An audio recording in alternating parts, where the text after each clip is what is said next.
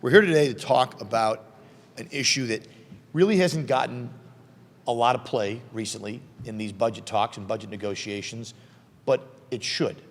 And that is, in CARES Act 2, there was $1.3 billion provided to New York State, federal dollars, to provide relief to tenants as well as small business landlords across New York State.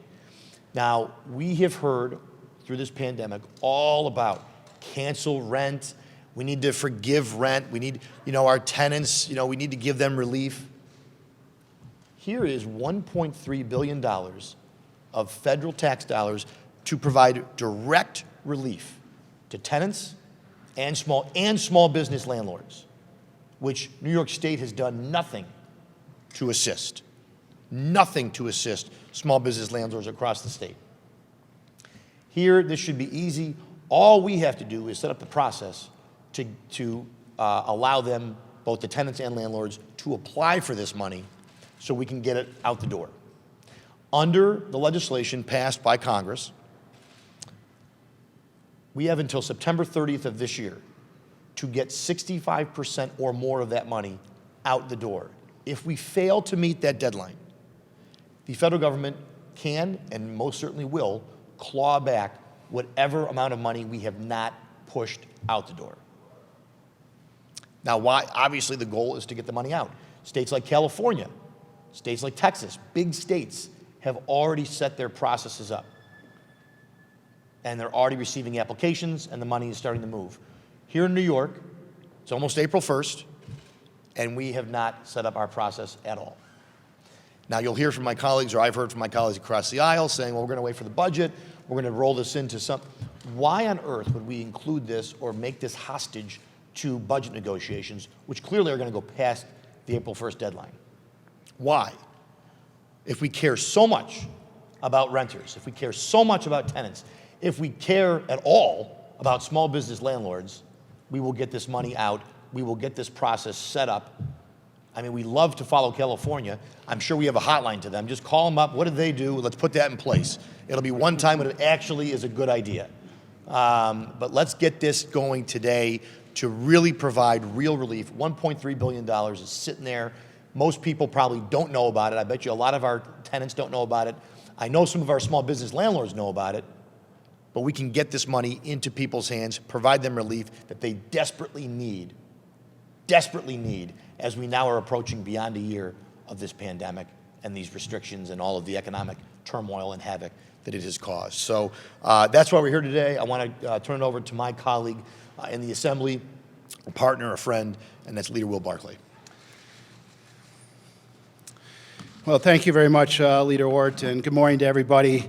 I also want to thank Leader Ort and the Senate Republicans for partnering with us. And I want to thank Colin Smith, who's filling in for Mike Fitzpatrick. He's going to be speaking to us in a few minutes. It's been more than 3 months since Congress approved the $1.3 billion for struggling New York tenants and landlords. The economic difficulties of this pandemic have been widespread, they've been prolonged, and they're still causing hardship. For instance, 42% of small landlords are currently using personal loans and savings to cover expenses such as mortgages, utilities, bills, and property taxes. This money was approved by Washington, was intended to provide financial assistance to struggling families and individuals, and unfortunately, what we do way too often here in Albany, we drag our feet and we haven't released these funds. We've already been seeing issues about getting the federal CARES Act funds out the door, and I have serious concerns about the delays related to this new allocation. New York, as the Leader Ort said, New York's up to the September 30th deadline. And putting aside that date on the calendar, this is about doing what is right. What have we been waiting for? We're here today to demand immediate action. We hear the governor. He often likes to talk about the Empire State as us being a national leader on issues. But we're already, as the Leader Ort said, we're already lagging 13 other states. Imagine California acting quicker than New York State.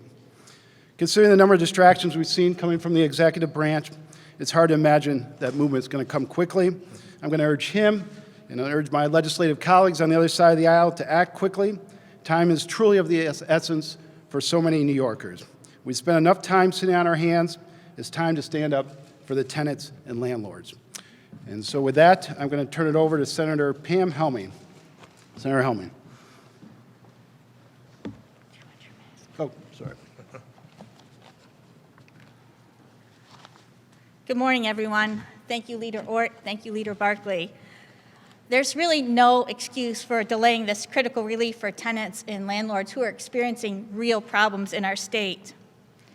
You know, if this was another year, this lack of action, this lack of common sense, it might surprise us. But this year, in my opinion, it's sadly just one more example of failed leadership from the governor and also from our majority members in the Senate. You probably remember that last spring, the state fumbled on the rollout of the CARES Act funding for tenants and landlords. Of the $100 million that we received from the federal government, just $40 million went out the door. Just $40 million went out and got into the hands of people who desperately need it. That left $60 million unspent. I remember being on the Senate floor and asking questions about what was holding up this rollout of the $60 million. Why wasn't it getting into the hands of the tenants and the landlords who desperately needed it? And the answer, it was not really an answer. Basically what I was told is that that $60 million wasn't nearly enough to cover the needs of all of the New Yorkers. So I think to myself, okay, $60 million wasn't nearly enough, but I know in my district and many of my colleagues' districts, that $60 million would have gone a long way. At that time, we had more than 100,000 people who were seeking assistance, and we got help only into the hands of 15,000. Again, that $60 million would have gone a long way to growing that number. But now, today, we're talking about much more funding. We're talking about an additional $1.3 billion in federal funds. The governor and the majority have had plenty of time to put a plan in place to move this money out in a more efficient manner than that spring CARES funding. But have they? I haven't seen any signs of it. I've seen signs of more politics being played, right? In the Senate, we've passed and debated a bill both in committee and we've questioned on the floor. But if you ask me, these actions are actually unnecessary. They're only harming the people who are so scared to death of being kicked out of their housing. We need to get this money into the hands of the families and the individuals who are hanging on by a thread. Yesterday, I received an email from the president of a small business association, a landlords association. I think her comment summed it up pretty well, and I want to share that with you. And I quote, "The majority party is failing all New Yorkers by holding this money hostage to the special budgetary process." I agree.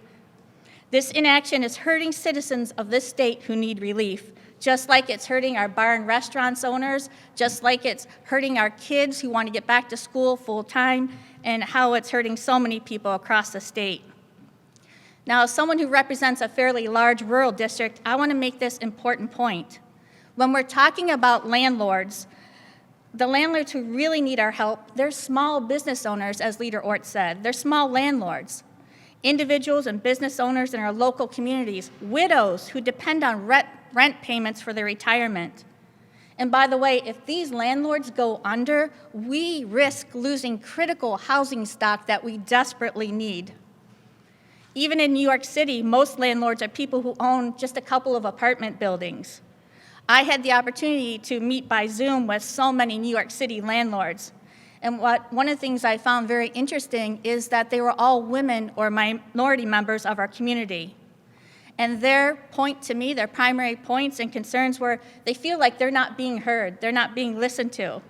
They feel abandoned and unseen. These are real people that we're talking about.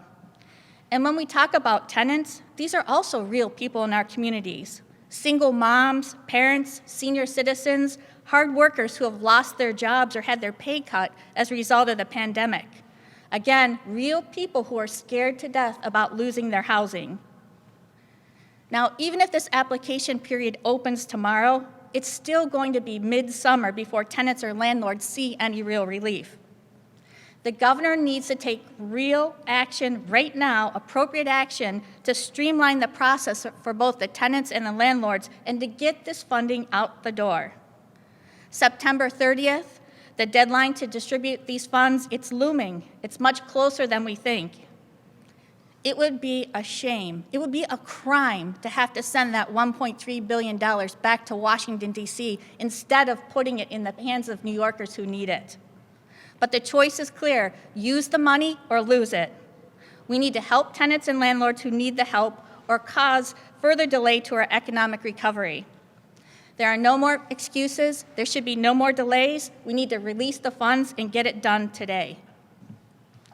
At this time, I'd like to introduce Assemblyman Colin Schmidt for a few remarks.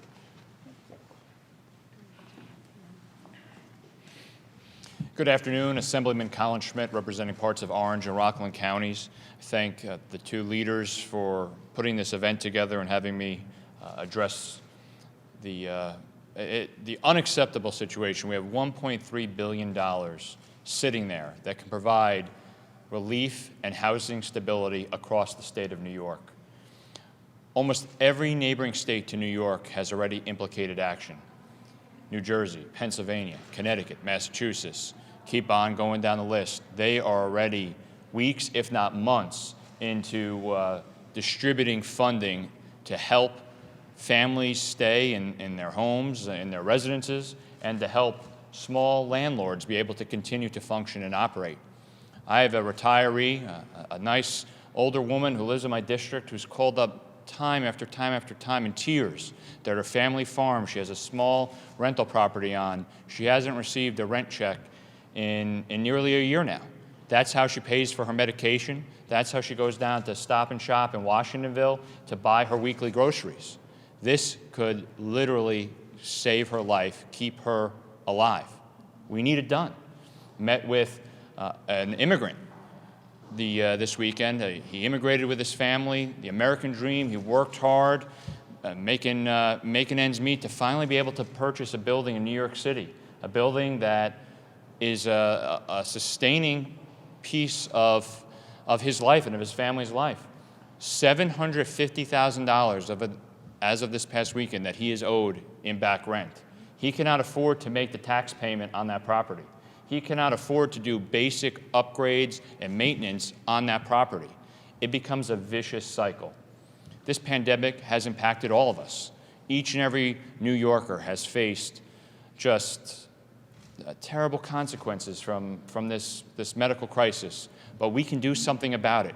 We can follow the lead of nearly every state that touches our borders. Let this money go out without additional restrictions. The federal rules are more than enough. Let's get it out the door, as the leaders have said, like Senator Helming has said. Let's get it out the door. Let's get it out the door now. And let's ensure that we have the housing stability that all New Yorkers deserve. Thank you. Leader Ort. Thank you, Assemblyman Schmidt. Appreciate those comments. Senator Helming, thank you very much for your comments as well. Both of these members have been leaders on their respective housing committees and on these issues as well. So I just close by, the governor's very fond of saying that we pay more to Washington than we get back. We got $1.3 billion back for the people of New York, and we can't get it out the door. Maybe that's why the people in Washington think, well, we shouldn't give any more to New York because they can't seem to do what it's intended to do. We might as well just give it to them, to the folks ourselves. Again, other states have been able to successfully do this. This is about confidence in state government. This should be easy. We're talking about a $200 billion plus budget, raising taxes, increasing spending to levels never before seen. We're talking about putting cop killers on police reform boards, but we can't seem to talk about just getting money into people's hands, tenants and small business landlords that need that relief more than ever. I think it just shows you that the priorities here are out of whack, to say the least. And so we're trying to stand up for priorities that make sense to New Yorkers of all stripes, of all backgrounds, and of all parts of our state. And so I want to thank my colleagues for being here today. And with that, I guess we'll start with any on-topic questions. We must have done a great job at the press conference. All right, so, all right, any off-topic questions? So the Democratic County Executive in Albany actually has issues with the marijuana bill, considering how the tax structure is broken down, how that will be redistributed. concern, and what are your other major concerns? Because you've released a statement last Sure. night saying those concerns have been ignored. So my concerns, and I think, and I'll let Leader Barclay maybe say a few words on this too, because I don't want to speak for my colleagues in the Assembly, but I will say my concerns stemmed from the people who were not a part of these discussions that produced the final bill. So it was apparent that our district attorneys and members of law enforcement were not a part of any of these discussions. And the idea that somehow public safety doesn't deserve a seat at the table when we're talking about legalizing for recreational use a new drug is hard for me to believe. And I think it shows you that they weren't forgotten. I don't think the majority, the Democrats said, oh, who was supposed to call the district attorneys or the police unions? They intentionally left them out. They didn't want them there.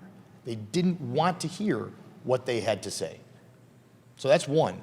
Our public health officials. I haven't found one county public health official in the middle of this pandemic. All we've been told is we should listen to these people. They're educated, they're smart, they know the science, they're not political, they're there to protect folks.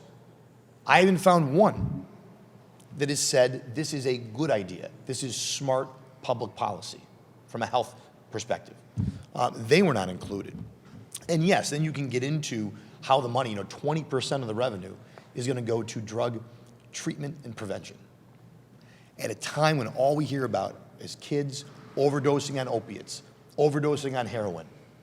We're introducing another substance and we're going to spend 20%. 80% is going elsewhere. 20% is going to prevention and treatment, which tells me that prevention and treatment is simply not a priority in this bill or the majority. So those are my three major issues that I felt along with, again, when we talk about public safety, the lack of highway enforcement, the lack of the ability to tell people they're safer on the thruway because people we know are going to be driving high. And so those are my issues, and I think I echo those issues for my conference, but I'll let Leader Barclay maybe outline some of his concerns. Well, I think we in the Republican conference share Leader Ort's and the Republican conference in the Senate's concerns with the bill. We question, I had discussions in my office about this the other day, and really we ask ourselves, what does this solve? Is this the direction we want to go in this state? When we have an opioid problem, when we have a drug problem, when we're trying to suffering through this COVID pandemic, legalizing marijuana is what we want to do at this time. And I'm deeply troubled, really deeply troubled by the fact that we're trying to expect to get revenue from, legalizing a drug to help balance our budget. First of all, I don't think that revenue is going to come anywhere close to what's predicted. I think they say something like $350 million in the next 3 years. I know in Colorado, where they were the first state to legalize, the revenue that they had out there never materialized anywhere near what the predictions were. So we share those same concerns. Only 20%, obviously, for drug rehab is certainly not enough. We just question, at this time, is this what we really want to make a priority? Is this the right direction we should be taking this state? What do you make of the governor's change in his stance on this? Because years ago he said this was a gateway drug, and his position now is sort of ignoring the previous history, looking at the past 3 years of trying to get this done post Cynthia Nixon effect. I was going to say, Cynthia Nixon was what happened. That's what happened. We've seen it not just with marijuana, but we've seen it on a whole host of issues where he continues to move to the left. And I think that's bad policy for the state, unfortunately. And I do think that's what's driving a lot of this. I don't know how he changes by saying it was a gateway drug and then all of a sudden it's no longer a gateway drug. I don't know what changed with marijuana in that regard. By the way, just as an aside, we're not talking about small doses of marijuana either.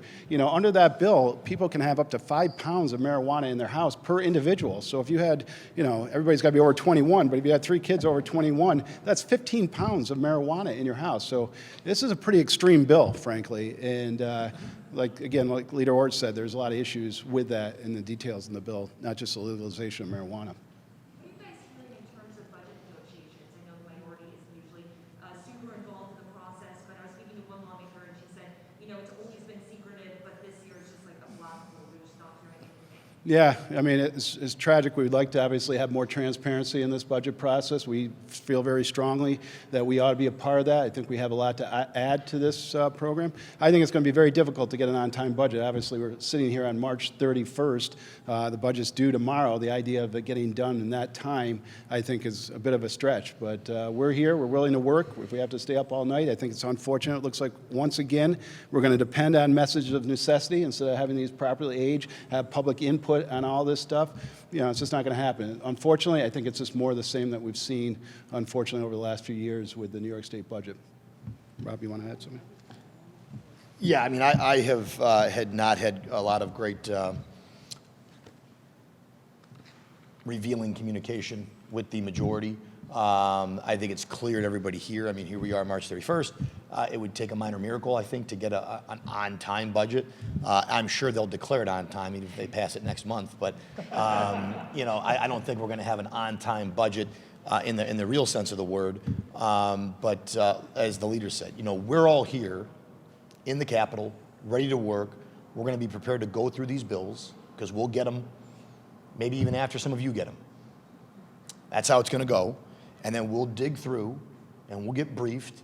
And I guarantee our members will be on the floor ready to question and debate these bills intelligently and do the job that they were elected to do to the best of their ability. But yes, it would be much better if we were involved in these negotiations.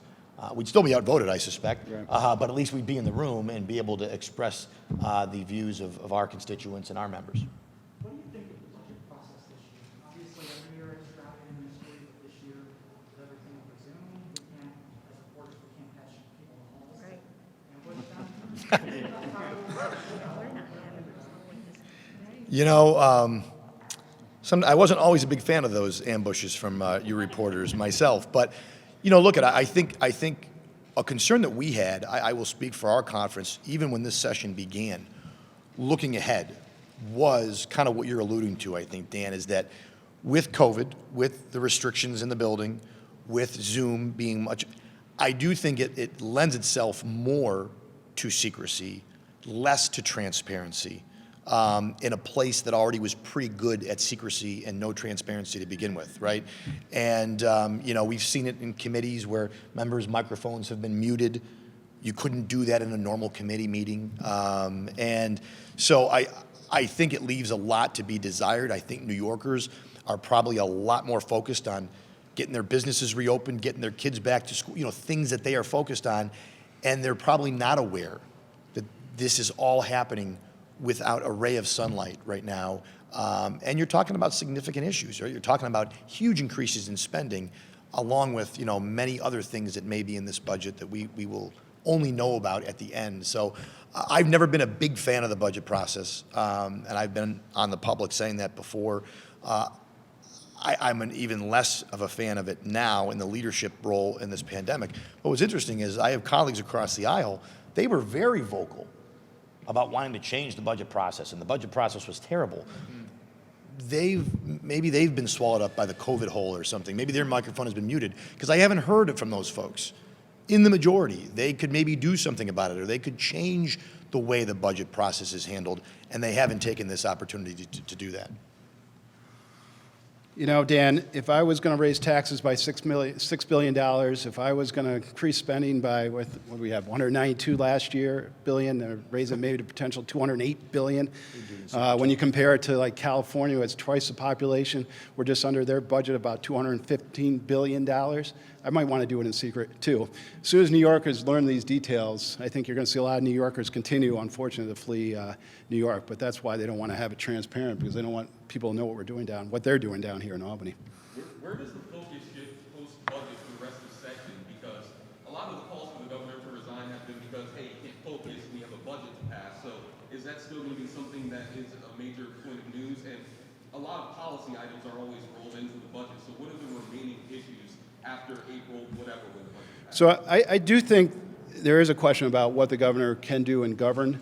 And I think that's a continuing concern. You know, normally he has, to his credit, said we shouldn't do tax increases, but there's maybe a possibility that he's changing his tune on that. And I do think it's because he's anxious to get an on-time budget, because he wants to prove to the public that he can govern. on it, but you know, time will tell. We'll see how strong he is and see if he can stand up to some of the more progressive people in this legislature. I mean, as far as, you know, going forward, we got a whole host of issues that have to be dealt with. Let's take the thing we're doing a press conference right here today, $1.3 billion that we need to get out to landlords, small businesses, and tenants. I mean, that seems like an easy priority. The money's already there. All we have to do is pass legislation to get rid of that, you know, to distribute that money. There's a whole host of issues like that we got to continue to work on. And I know in our conference, I'm sure in the Senate Republican conference, we look forward to, we're always willing to work in a bipartisan manner to get these important issues that need to be addressed by the state done. Yeah, I would just, you know, I think it's funny. The governor has told everyone, you know, who they can dance with at their wedding, whether they can eat something while they're having a drink, what time you can be open till. He certainly could put together these regulations. I mean, he, you know, as we know, his powers have been extended until a date as yet to be determined. So he has the ability to do this. He doesn't need, like everything else he's done, he doesn't need legislative approval. And clearly my colleagues across the aisle are unconcerned with this. If they were so concerned, maybe they could do something. But you know, we're going to continue to be here, to raise these issues, to make a point to put pressure on our colleagues across the aisle. If that's how they want to do the right thing, if we have to hold their feet to the fire, then we're going to do that. But we're going to talk about these issues like we're talking about today, because I think it's important. You know, these issues get drowned out, and then we get the phone calls, you know, from renters, from landlords. What are you guys doing for me? What can be done for me? They get told that the federal government put this money out. Why isn't it getting to me? And so again, a lot of lip service has been paid to helping renters or even small businesses here in New York. This is an easy way. It doesn't cost New York any money. This is from the federal coffers. It's tax dollars, though. It's tax dollars that those landlords paid in to their federal taxes, and it should go back to them, and it can go back to them probably pretty quickly. Again, I'm sure the governor can just call up Gavin Newsom and ask what he did, and we can get it done pretty quickly. But we should be able to do it quickly. But you know, we'll see what happens. I'm sure we're going to be here the next several days debating the budget bills. Our conference stands ready to work bipartisan, but we are here to do a job, and we will do it, whether they're going to communicate with us or not. Thanks, everybody.